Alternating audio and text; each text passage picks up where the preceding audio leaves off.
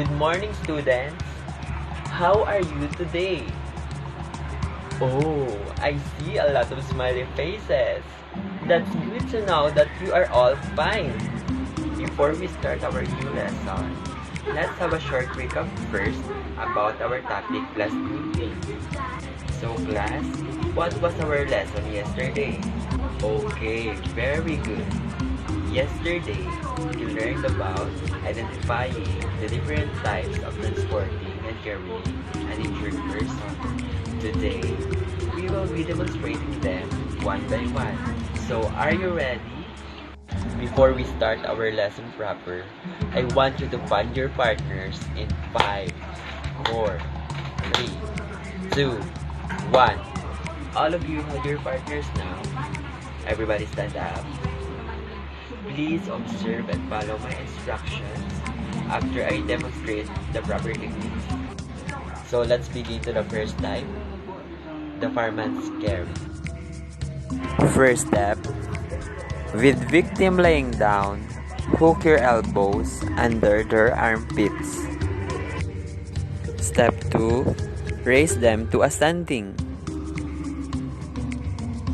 Step 3, place your right leg between the victim's legs. After that, grab the victim's right hand with your left hand. Step number 5, squat and wrap your right arm around the victim's right knee. Lastly, stand and raise the victim's right thigh over your right shoulder. Class, did you follow? Okay, let's check. As I call your names, please come here in front and demonstrate the first step. Gerson and Ryan, come here in front.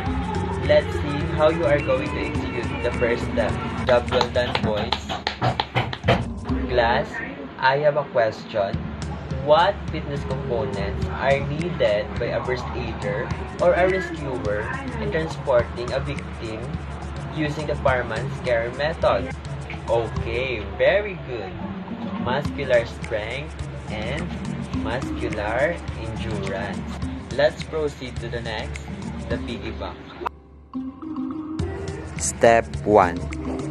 Stand straight with arms hanging loose either side of the body. Step 2. Open arms slightly to allow room for rider's leg. Step 3. Bend knees slightly. This is an important step to avoid back injury.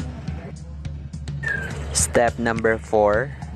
Rider to approach from behind. Step 5.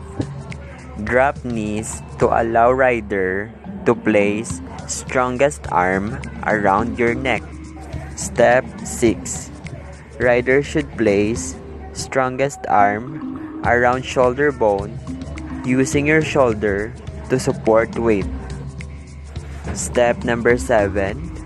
Rider should place other arm, if available, over strong arm to secure hold around shoulder bones. I think most of you are already familiar with piggyback carry. You might have done this when you are playing with your little siblings, with your nephews, with your friends. Am I right? Moving on to the next type, the backstrap carry. Step 1.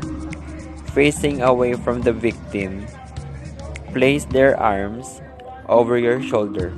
Step 2. Cross the victim's arms, pull close to your chest. Step 3. Squat, bend slightly forward and drive your hips into the victim as you stand. This technique is so very easy, right, students? Did you follow? Moving on to the next type, the shoulder drag. First, place victim in a seated position. After that, squat behind the victim and reach under their arms grasping your own wrist. Finally, stand, lean back, and walk backward, dragging the victim to safety. Let's move on to the last type, the blanket drag. Step 1.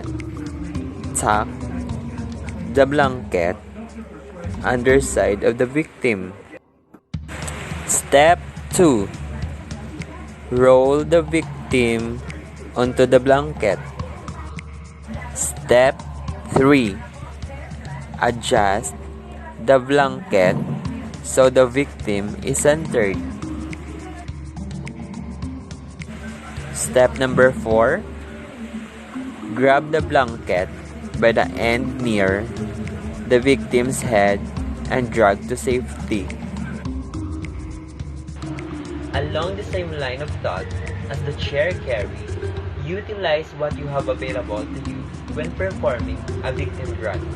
The blanket drag can be performed with a blanket or a sheet, curtains, towel, tarp, or anything else that will accomplish the same goal.